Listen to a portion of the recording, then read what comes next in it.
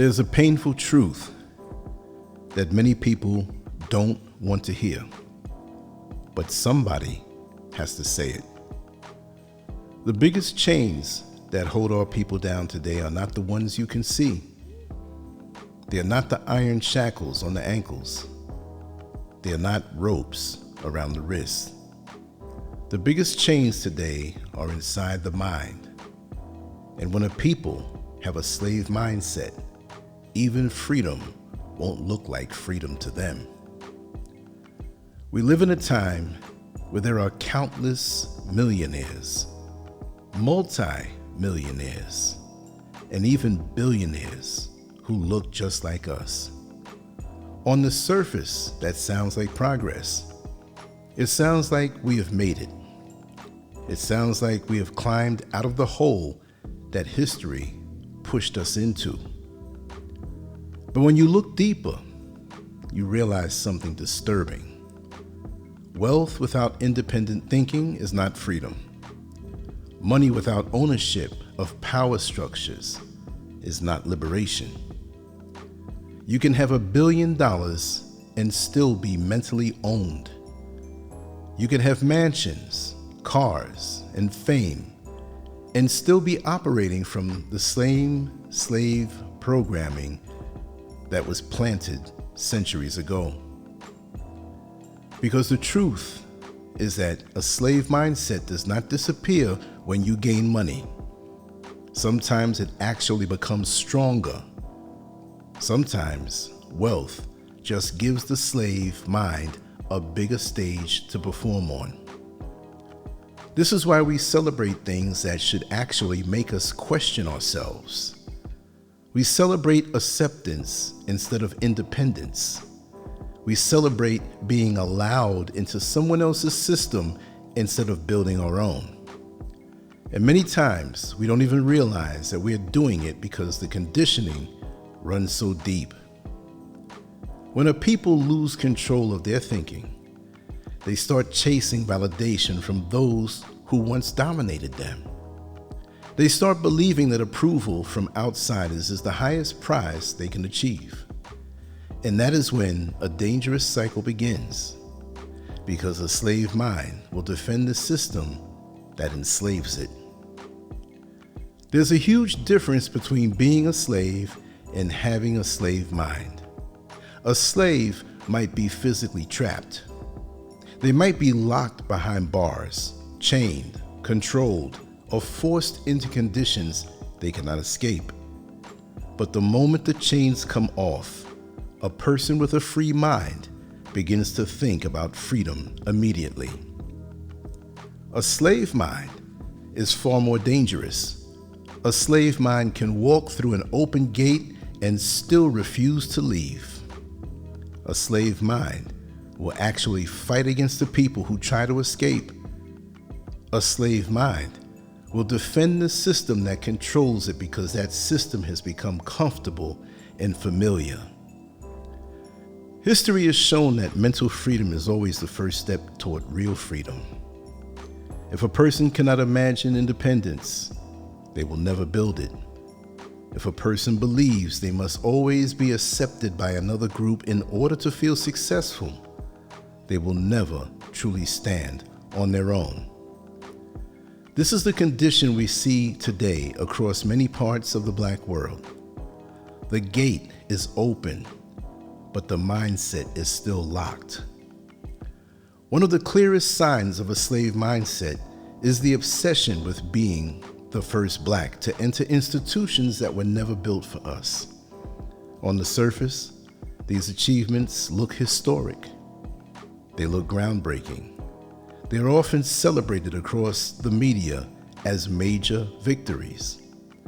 But when you examine the deeper meaning, a different story begins to appear. When someone says they are the first Black person to win a certain award, what they're really saying is that they were the first Black person accepted by that institution. When someone says they were the first Black person admitted into a particular university, it means that their success is being measured by entry into someone else's system. Take it or leave it. The entire framework of success is still centered around approval from outside power sources. A truly independent mindset would ask a different question. Instead of asking how we can enter someone else's house, it would ask why we are not building our own house. This is where the illusion of progress becomes dangerous.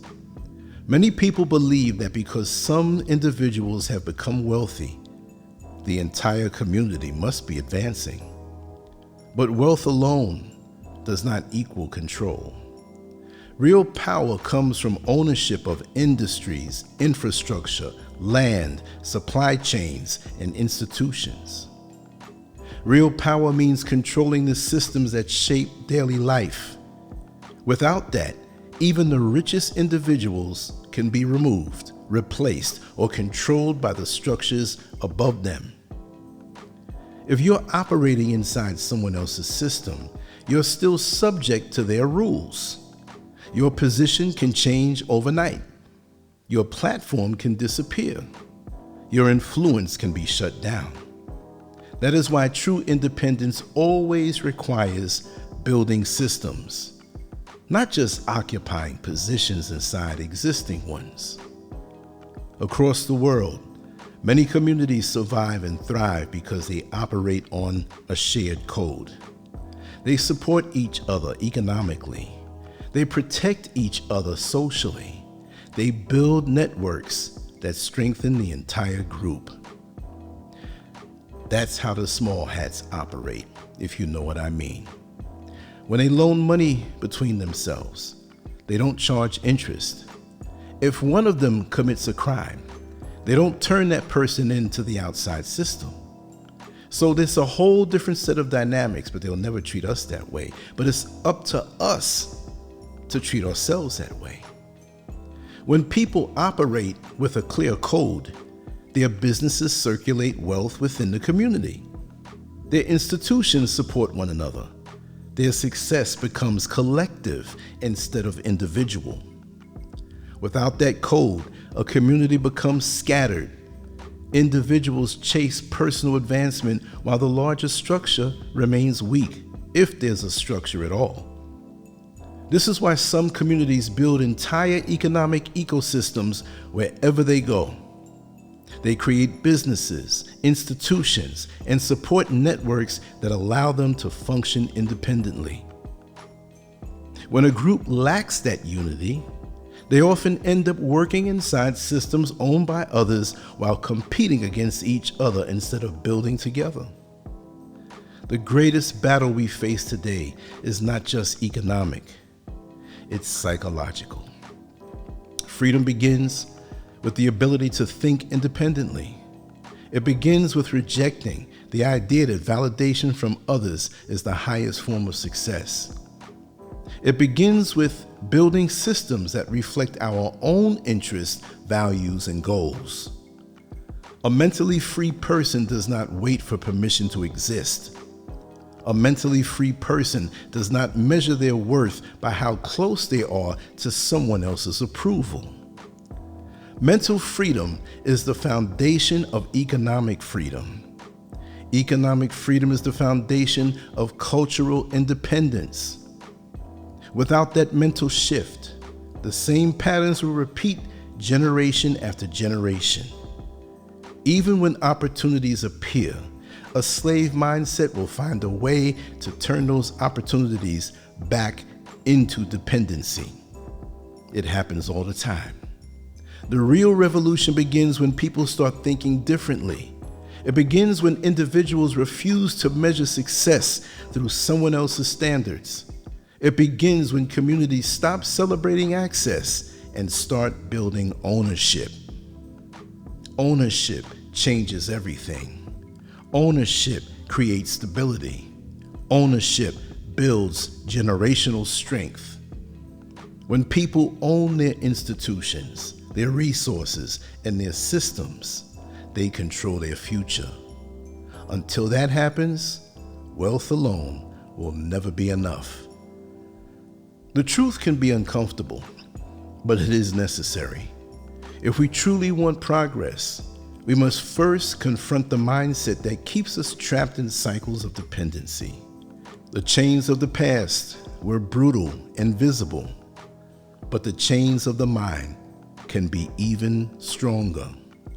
Real freedom requires courage. It requires the willingness to question traditions, challenge systems, and think independently.